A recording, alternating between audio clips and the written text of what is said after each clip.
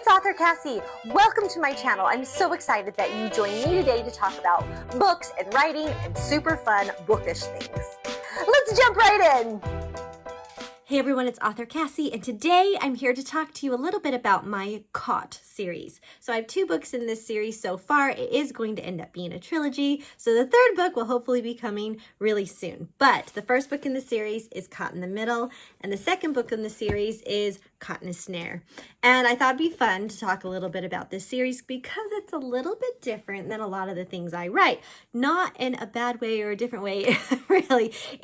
I still write everything with protective heroes and fairy tale vibes and all of those things, but these are very intense books, kind of around the idea of if you like shows like The Mentalist or Psych or Burn Notice or White Collar or Bones, any of those more intense TV shows. So this is taking my love of those kind of TV shows and putting them to books, which is a little bit different than like my young adult princess books with those fairy tale vibes and even my kind of hallmarky sweet romance books that I like to write.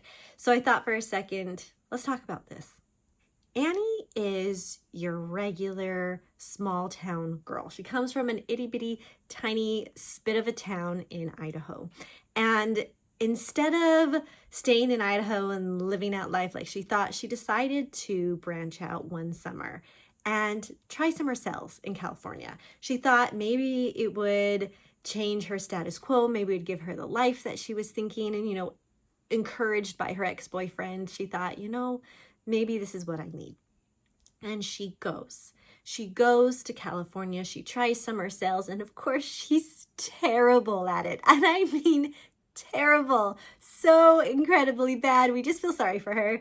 And she thinks, maybe this wasn't for me. I shouldn't have branched out. I shouldn't have tried to fly. I shouldn't have spread my wings.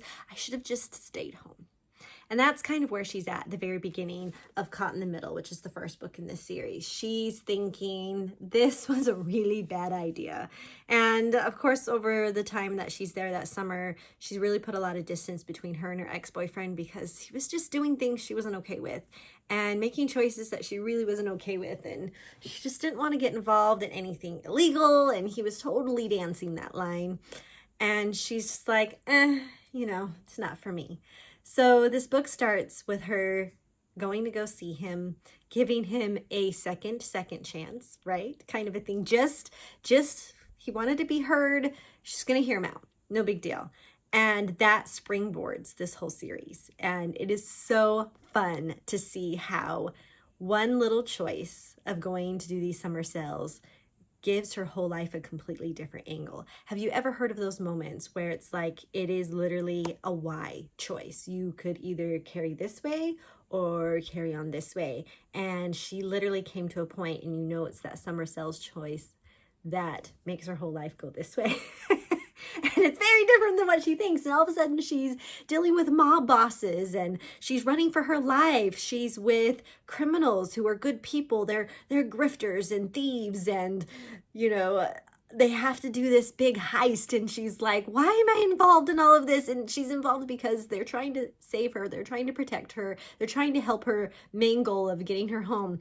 And it's just funny that that's what happens to this small town girl, and that's all she wants. All of book 1, her whole goal is to just go home, which is really interesting because when we get to Caught in a Snare, which is the second book in the series, home life isn't what she thought it was going to be, right? The whole first book, she's like, I just want to go home. I want everything to return to normal. But when we get to book 2, normal isn't possible anymore.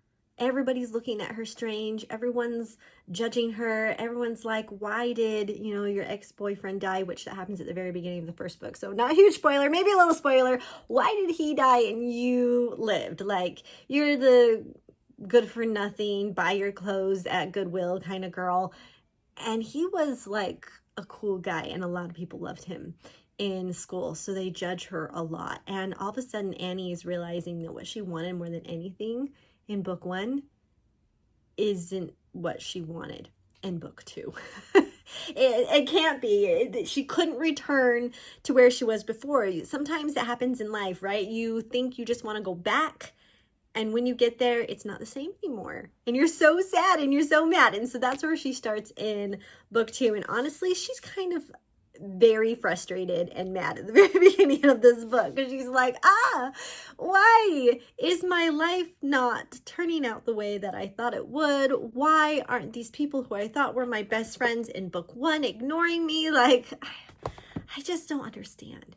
And why is there this blue car parked next door? If you read these books, you realize that the bad guy's blue car is a symbol. You see it all over. You know, they see the blue sedan on the side of the road. You know they're being watched. You see the blue sedan following them. You see the blue sedan here or there. And so when that blue sedan shows up, she's like, I'm not ready. I can't have a life and death situation happen again. I can't. And so, of course, she's going to investigate. She's going to see if there's any way to avoid that life and death situation, which, of course, she can't. And she has to call in the crew of criminals, as I like to call them, Sam and his crew. And they're going to try and help her get out of this situation. And, of course, it ends up a lot more messier, a lot crazier than she thought it was going to be. Sam can't just snap his fingers and it's all okay. And it's interesting for her to realize that what she thought she wanted and who she thought she was in book 1 isn't who she is anymore in book 2, and that she's going to be somebody different than she ever imagined for the rest of her life. So these books, they are full of suspense. They're full of intense moments. They're full of some swoony romance and some swoony kisses.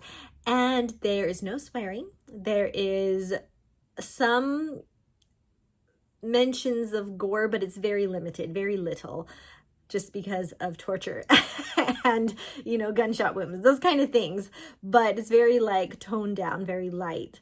So if you love some of those action-y kind of TV shows and those kind of movies, any of those heists, any of those danger kind of TV shows, this series is for you, because that's what they are. And that's kind of what I wanted to try writing with this series. I wanted to write some books that really showed my love of those kinds of TV shows. And there's a 3rd book coming. It's not over for Annie and Sam.